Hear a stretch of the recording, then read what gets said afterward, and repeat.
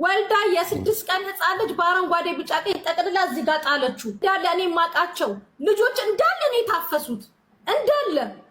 መንደሬ ቃል ሳይሆን ፈለገ የሚሄደው በመጽሐፍ ቅዱሱ በሚያዘው ነው።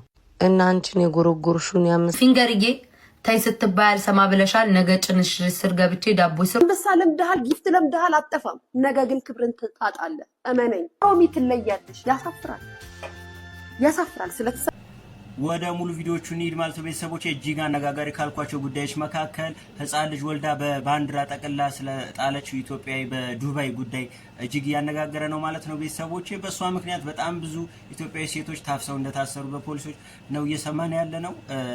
ከጭካኔዋ ባሻገር ቤተሰቦች በባንዲራ መጠቅለሏ ስለ ሀገራችን ምን አይነት አስጠሊታ የሆነ ሜሴጅ እያስተላለፈች እንደሆነ ነው እንትን ያለኝ ማለት ነው። ቤተሰቦች በሌላ ጉዳይ እነ ፈለገ ጉዳይ እነ ሊያሾ ጉዳዮች አሉ። ሐሳብ አስተያየቶቻችሁን እንደተለመደው ስጡበት። በላይክ ጀምሩ። ሰብስክራይብ ያላደረጋችሁ ሰብስክራይብ። እምወዳችሁ ወደ ቪዲዮ ጆከሬው ልክ ወለደች። ወልዳ የስድስት ቀን ህፃን ልጅ በአረንጓዴ ቢጫ ቀይ ጠቅልላ እዚህ ጋር ጣለችው። እግዚአብሔርን ጆከር እንዳለ እኔ ማቃቸው ልጆች እንዳለ ነው የታፈሱት እንዳለ ልጁን እስከ ህይወቱ በአረንጓዴ ልክ እንደ ኃይሌ ገብረስላሴን እንደ ቀነኒሳ በቀለ በሀገራችን ባንዲራ ጠቅልላ ኢትዮጵያዊ መሆኑን አረጋግጣለን። ጥላው ጠፋች። ግን እንትኑ የጣለችበት ሱፐርማርኬት ጋር ስለሆነ ካሜራ ይወጣል።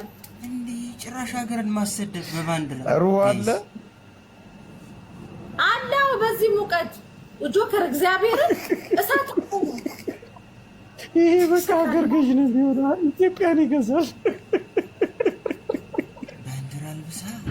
ሀገራችን በዲቃላማ ትገዛም ተው ጆከር እናቴ የተያዙ ይሄ እኮ የተገፋ እኮ ነው። አስባ ጥሩ ነገር እንደጣለች በባንዲራ ጠቅልላ ቁጭ ታደርገዋለች። እኔ የሚያሳዝኑኝ እነዛኞቹ በነገራችን ላይ ኮሜንታተሮች የሚያስቃችሁ ምንድን ነው? አሁን ይሄ ታሪክ ያስቃል፣ የምር ያሳብዳል እንጂ አንደኛ ሀገር ነው የሚያሰድብ፣ ሁለተኛ ሴቶቻችን ቤት ናቸው።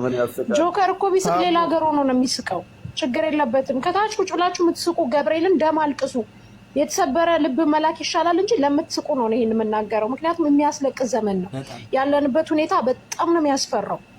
አሁን ምኑ ያስቃል? ህፃን ልጅ ተጣለ በኢትዮጵያ ባንዲራ። እንግዲህ ኢትዮጵያዊ የሚውለደው ሌላ ዜጋ የሚውለደው ስማችን መልካም እንዳልሆነ ነው የሚያሳየው። የሀገራችን ባንዲራ የማንም ልጅ ሁን የምንም ልጅ ሁን ከምንም የሚረገዝ ከየት የሚምጣ እግዚአብሔር ምስክሬ ነው። በጣም ነው የምታሳፍሩት በምትስቁ ልጆች ከታች ሆናችሁ።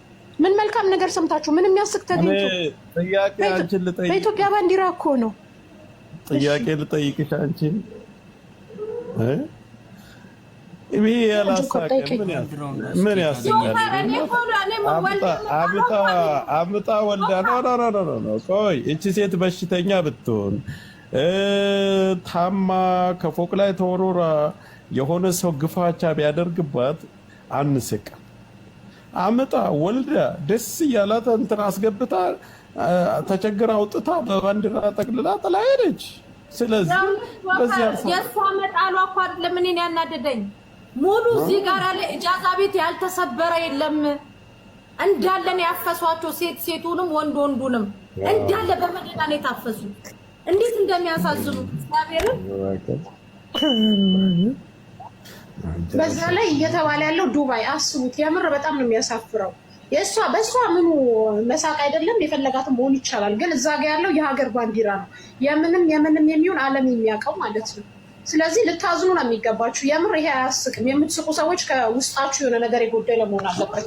እንደነሳስ እሷ ሊኗን የሸጠች እንደሆነ ሚሚቻ አሁንስ ሙሉ እዚህ ሀገር ዜጎች እያወሩባት ያለችው እንትን ወንድ ይዛ መዳሟ ስትሳፈር ልጁን ይዛው ገባች ቤቷ። ሴትዮዋ አልጋው ላይ እንደሱ አይነት በጣም ብዙ አለ፣ በጣም ብዙ አለ። እንደሱ አይነት ምንም የምንማንወሻቸው በጣም ብዙ አለ። አሁን እቺ ሴትዮ እቺ መዳሟ አልጋ ላይ ይዛተኛች እሷ ስትሳፈር አንበሳ ለምደሃል፣ ጊፍት ለምደሃል፣ አጠፋም። ነገ ግን ክብርን ትጣጣለህ። እመነኝ። እቺ ሊያሾ ምንድን ያለችው ብላችሁ እኔ እቺን ቃል አስታውሷት። አሁን ኦሬዲ ጊፍቱን ምናምን ይሄ ስጦታውን ሆይታውን አድናቆቱን ስትለምድ አጠፋም። ሚዲያ ላይ ክብርን በዛው ልክ ትጣጣለህ። አሁንም ቦታን ወቅ፣ የምትገኝበትን ቦታ ወቅ፣ ለይ። ለይ።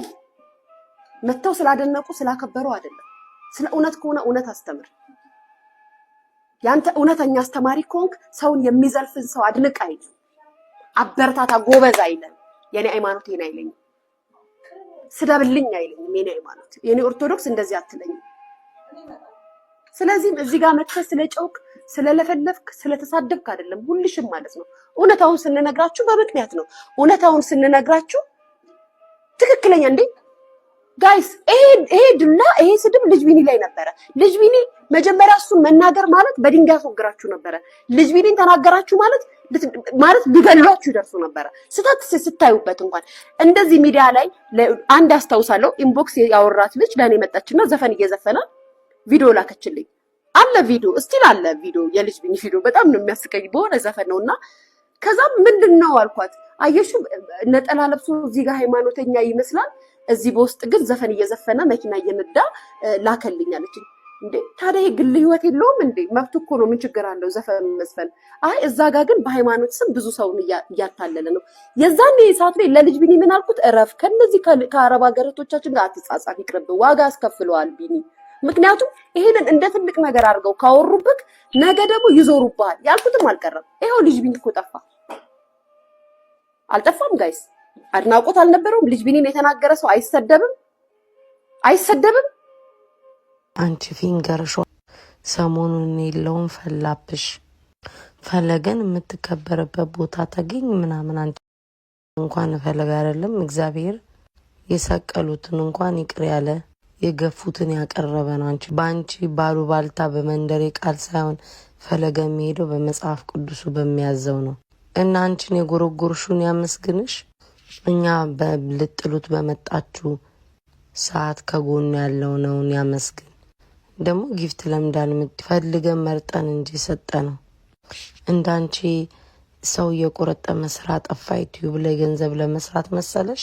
ጥፍረ መጥምጣ እኔን አየሽኝ አይደል? 4 ቀን ዩቲዩብ አልገባም። አራበኝም አልቸገረኝማ። ሮሚ ትለያለሽ። ያሳፍራል። ስለተሰደበልኝ ወታ አክብርልኝ አይሉኝ። ለኔ ብላ ያንቋሸሸልኝን አክብርልኝ። አንድ ሃይማኖቴን ከሚሰብክ ሰው የሰውን ልጅ፣ የሰውን እናት፣ የሰውን ማንነት፣ የሰውን ክብር ለምታወርድ ሴት ወጥቼ ክብር አልሰጣትም። ሃይማኖቴ ይሄን አላስተማረኝ።